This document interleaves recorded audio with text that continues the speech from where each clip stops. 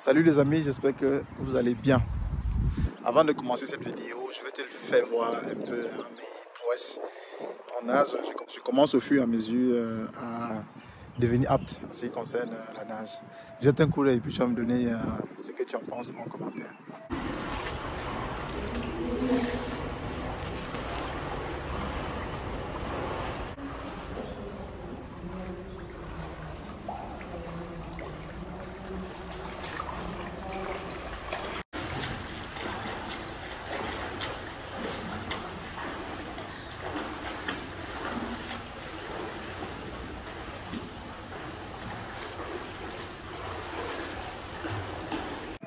Alors, tu as pu voir les exploits. Donc, je me fais coacher en nage, je apprends à nager parce que ça a été une frustration refoulée depuis l'enfance. Vous savez, quand on allait nager au Marigot à l'époque, quand on était encore jeune, quand on rentrait, on avait la fessée quoi. Donc, ma mère était contre le fait qu'on aille nager parce qu'elle estimait que c'était beaucoup trop risqué.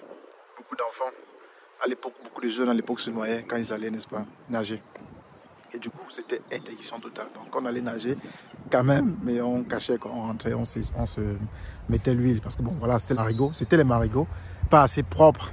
Donc, du coup, on rentrait tout blanc. Et il fallait prendre de l'huile de gauche à droite pour s'essuyer, quoi, pour qu'on ne puisse pas remarquer. Pourquoi je te fais cette vidéo? Je vais partager avec toi une leçon de vie très importante.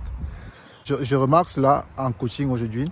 Et dernièrement, quand j'ai fait le live sur comment se lancer dans l'immobilier en partant de zéro, il y a un abonné qui m'a demandé si réellement j'avais épargné autant d'argent pour pouvoir acquérir un patrimoine immobilier d'1 million d'euros. Je tiens à rappeler ici que quand vous commencez dans l'immobilier en Allemagne, il faut toujours compter à peu près entre 10 et 12% la somme supplémentaire que vous devriez avoir pour que la banque vous finance. Donc ça veut dire que si on va sur cet aspect-là, ça fait à peu près 100 000 euros d'épargne. Mais comment est-ce que tu fais, Franklin, pour épargner autant d'argent? Je vais vous dire quelque chose. Tout le monde peut épargner, hein. Tout le monde peut atteindre ses objectifs. Est-ce qu'il y a des personnes ici sur cette chaîne-ci qui ont envie de perdre le poids depuis longtemps et n'arrivent pas? Ça, c'est un aspect également très important. Je vais vous donner quelques astuces. Écoutez, le problème, que ce soit l'épargne, la perte de poids, savoir nager, acquérir une nouvelle compétence, savoir conduire, tout ça. Toutes ces nouvelles compétences-là, ils ont un point commun. C'est l'envie et ce pourquoi on le fait. Par exemple, moi, j'apprends à nager parce que j'en ai marre d'aller toutes les fois en congé. J'aime bien l'eau. Et puis j'en ai marre quand je ne réussis pas à nager. Du coup, j'ai pas envie du coup, j'ai peur d'entrer dans l'eau et je profite au maximum de mes congés. Donc c'est une frustration personnelle, c'est une envie personnelle. Et l'envie est tellement forte que je suis prêt à payer pour aller apprendre à nager. Je suis prêt à prendre de mon temps pour aller apprendre à nager jusqu'à ce que je maîtrise. Vous voyez, c'est quelque chose de personnel. Ça n'a rien à voir avec mon épouse, rien à voir avec mes enfants, rien à voir avec les proches qui vont me regarder, rien à voir avec tout ça. C'est une envie personnelle. Alors, quand je parle de l'épargne sur la chaîne et quand je dis aux gens, écoutez, c'est important que vous épargnez parce que votre suivi en dépend. Je ne sais pas ce que vous faites en Europe si vous ne pouvez pas être financé. C'est l'un des charmes que nous avons ici. Si vous n'avez pas accès au financement ici, qu'est-ce que vous faites ici? Ça vous sert à quoi d'être ici? Se lever le matin, aller travailler, ça vous donne quoi? Rien du tout. Je pense que vous devez faire attention. Et prenons ceux qui perdent par exemple du poids, qui veulent perdre du poids par exemple depuis longtemps, ils n'arrivent pas à perdre. Je vais commencer par les femmes. Vous les femmes, si aujourd'hui tu es peut-être en surpoids et que tu t'y plais tu ne vas jamais perdre du poids. Si c'est toujours quelqu'un qui te dit, écoute, non, il faudrait que tu perdes tout très grasse. Mais si de façon intérieure, si intérieurement, tu ne te sens pas mal à l'aise, ce sera très difficile que tu perdes du poids. Ça, c'est d'un et de deux. Si tu ne vois pas en ça une envie profonde ou un but précis que tu pourras atteindre avec. Parce que je sais que beaucoup de personnes d'entre vous là, si on vous demande aujourd'hui de maigrir et on va vous donner un job, votre job de rêve, beaucoup vont maigrir. Parce qu'il y a un objectif précis. Alors, mais si tu veux maigrir parce que ton voisin ou ton ami t'a dit que tu es assez grasse, je ne pense pas que ça sera, tu n'auras pas de succès avec ce projet-là. Donc, il faut trouver en toi de façon personnelle pour ce pourquoi tu aimerais maigrir. Et encore pire, si tu veux maigrir par exemple parce que tu veux que c'est pas moi, les proches puissent te regarder. Un aspect qui peut te faire maigrir, c'est par exemple que tu trouves un gars, si tu n'es pas encore marié, qui t'aime bien et avec qui tu veux vraiment, tu veux vraiment être avec lui. Et il te dit, écoute, la condition sine qua non, c'est que tu maigrisses. Tu vas maigrir à moins d'un mois, quoi. Mais je vais encore aller plus loin. La même chose hein, pour ceux qui boivent, pour ceux qui fument et qui aiment par exemple arrêter par exemple pour une raison comme pour une autre. Le plus important, c'est que vous deviez incorporer cette nouvelle compétence dans vos habitudes. Je vois des gens il y a des gens par exemple qui maigrissent et après quelques temps prennent encore du poids. Pourquoi? Parce qu'ils ont arrêté certaines habitudes. Vous voyez un peu. Moi je sais que quand je parle de nage, moi je sais par exemple quand je parle de nage, c'est ne pas venir faire une séance et puis partir. Non, il faudrait que ça devienne une habitude. Ça doit devenir une routine pour s'améliorer au fur et à mesure. D'après vous pensez que les athlètes là, de haut niveau, pourquoi ils continuent à s'entraîner alors qu'ils sont sur le sommet? Parce qu'ils veulent garder cette constance là. Vous voyez un peu. Et c'est la même chose avec l'épargne. Donc si vous voulez épargner et que vous avez des difficultés aujourd'hui, c'est parce que vous n'intégrez pas l'épargne comme une habitude. Et moi, j'ai conseillé sur la chaîne plusieurs fois que moi, j'ai ma stratégie à moi. Et je n'hésite pas à expliquer à tous les gens de la communauté sur rendez-vous. Si tu veux peut-être en savoir plus sur cette stratégie-là et que tu as peut-être les difficultés d'épargne, écris-moi à mon adresse email qui s'affiche là, franklin@réussirenallemagne.com. Je vais te dire comment je fais. Et malgré ce que je dis, ce que je partage à la communauté, beaucoup ne le font pas. Mais me disent, non, Franklin, c'est vrai, mais j'ai des problèmes au pays. Non, vous pensez que pendant tous mes années d'épargne, jusqu'à l'heure que je vous parle d'épargne, vous pensez que c'est parce que chez moi tout va bien. Vous n'aurez jamais une situation dans votre vie où tout va bien se passer. Jamais de la vie. Il y aura toujours des situations. Mais vous deviez vous adapter. C'est ça que moi je conseille au début d'épargner un strict minimum, peut-être de l'argent dont vous n'avez pas peut-être besoin, quoi. Et au fur et à mesure, quand ça va devenir une habitude, vous allez épargner beaucoup plus. Je connais des gens qui épargnent plus de 50% de leur salaire. Ça sonne peut-être bizarre, n'est-ce pas? Mais ils arrivent à épargner cela. Et si vous regardez autour de vous, votre budget, n'est-ce pas, de ménage, vous allez voir qu'il y a beaucoup de points, beaucoup de choses que vous pouvez épargner. Vous n'êtes pas obligé d'aller en Lamborghini au boulot. Vous n'êtes pas obligé d'aller en Porsche au boulot. La voiture, c'est pour un déplacement. Ce n'est pas forcément la marque qui est intéressante. Vous voyez un peu ce que je veux dire? Vous pourriez épargner pas mal d'argent. Parce que votre vie en dépend. Et à la base, tout le monde épargne. Hein. Demandez à vos parents. Beaucoup de parents ont épargné de l'argent pour que vous veniez ici en Europe pour battre. Pour payer la caution, ainsi de suite. Même pour prêter la caution. Beaucoup ont épargné de l'argent. Je connais par exemple une famille où la maman était à l'agonie à l'hôpital. Je dis bien l'agonie à l'hôpital. Elle avait l'argent. Elle était prête à mourir. Mais pour que son fils vienne étudier en Europe, pour que son fils ait une meilleure vie. Vous voyez à quel niveau de sacrifice. Pourquoi elle a fait ça alors qu'elle était elle-même en train de mourir? Parce que son désir était si profond qu'elle était prête à courir ce risque-là pour atteindre son objectif. Beaucoup le font, mais pour des futilités par exemple, pour un téléphone, pour un iPhone, et ainsi de suite. Vous qui m'écoutez ici, il y en a beaucoup qui épargnent beaucoup d'argent parce qu'ils veulent acheter un iPhone. Pourquoi vous le faites? Parce que vous estimez que le iPhone, en termes de valeur, ça vous apporte beaucoup de valeur et que vous êtes prêt d'attendre un an, 6 mois, 2 ans pour atteindre votre objectif, n'est-ce pas? Et pour les plus pressés, prendre un crédit consommation, c'est qui est la pire des choses pour aller acheter ce téléphone avec vous. Prendre un téléphone pour acheter, n'est-ce pas, pour payer, n'est-ce pas, en traite. Donc, je vous dis que l'épargne, fondamentalement, n'est pas quelque chose de compliqué. Le plus important, c'est toi. Est-ce que tu es la personne là à qui la banque pourrait faire confiance et prêter de l'argent? Est-ce que tu incarnes déjà la personne là? Si ce n'est pas encore le cas, il faut te rapprocher des personnes qui ont déjà atteint ce que tu vas atteindre et insérer cette nouvelle habitude-là, qui est de mettre un peu d'argent de côté chaque mois de façon systématique.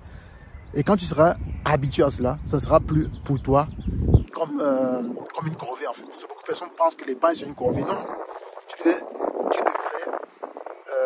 changer ta façon de percevoir l'épargne. Moi, je pense que l'épargne, c'est une façon pour toi de te payer.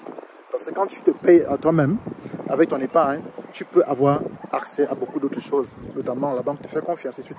Ça prouve également que tu sais gérer l'argent, tu sais comment manier de l'argent et tu inspires confiance en termes d'argent.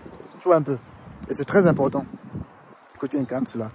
Donc, si aujourd'hui tu veux peut-être apprendre une nouvelle discipline, une nouvelle compétence, tu dois faire la même chose. Tu ne peux pas tu peux pas prétendre vouloir te lancer dans l'immobilier et tu n'es pas autour des personnes qui font dans l'immobilier. Par exemple, en ce qui me concerne ici, en ce qui concerne la nage, j'ai intégré, n'est-ce pas, un club de nage, une association de nage, où on ne parle que de nage, parce qu'on a des intérêts, n'est-ce pas, communs. Et je vais apprendre cette compétence à travers eux, ils vont m'influencer forcément parce qu'ils connaissent déjà nager, et moi je suis en train de l'apprendre. Ils vont forcément m'entraîner. Et peut-être tu as vu la vidéo, sans doute peut-être pour toi, peut-être si tu n'as jamais nagé ou tu ne sais pas nager, pour toi je nage déjà pas mal, mais ce n'est pas comme ça au début. C'est progressivement. Mais tellement j'ai envie de le faire, hein, personnellement, que je vais faire ce que je vais maîtriser. Et du coup, pendant mes congés, dans des endroits où il y a beaucoup d'eau, je n'aurai plus de peur, n'est-ce pas, de crainte à nager. Et c'est comme ça dans toutes les compétences que j'ai C'est comme ça dans toutes les compétences, quand j'ai envie de faire quelque chose, je me lance. Et la même chose quand j'ai fait en immobilier, en 2014, quand j'étais encore étudiant. Je ne pouvais pas encore acheter, mais je savais que je pouvais me former en termes de connaissances. En épargnant l'argent pour aller dans les séminaires, lire les livres, ainsi de suite. Donc, si tu veux perdre du poids, si tu veux épargner, tu dois acquérir cette nouvelle compétence-là, cette nouvelle discipline-là, comme une nouvelle habitude. Et si tu le fais, ça va marcher forcément. Ce sera seulement une question de temps. Ça va marcher forcément parce que chaque jour que tu feras, tu vas simplement t'améliorer. Tu vas simplement t'améliorer. Je connais le quotidien des Africains en Allemagne. Et c'est un quotidien qui ne m'arrange pas. C'est pour ça que j'ai créé mon quotidien d'après mon imagination. J'essaye d'attirer le maximum de personnes vers cela parce que je pense que c'est en faisant des choses différentes qu'on aura des résultats, n'est-ce pas, différents. C'est à cette occasion-là également que je t'invite au séminaire qui aura lieu le 14 mai du côté de Ratingen. On va parler business, on va parler de l'immobilier, comment gagner l'argent grâce à l'immobilier à côté, n'est-ce pas, de ton salaire. Parallèle à ton boulot, comment tu pourras gagner l'argent avec des stratégies simples qui marchent, dont j'ai appliqué, dont mes élèves appliquent chaque temps, dont une autre personne également qui sera des nôtres, qui va parler de la stratégie d'achat, de rénovation et de revente, applique également et gagne beaucoup d'argent avec.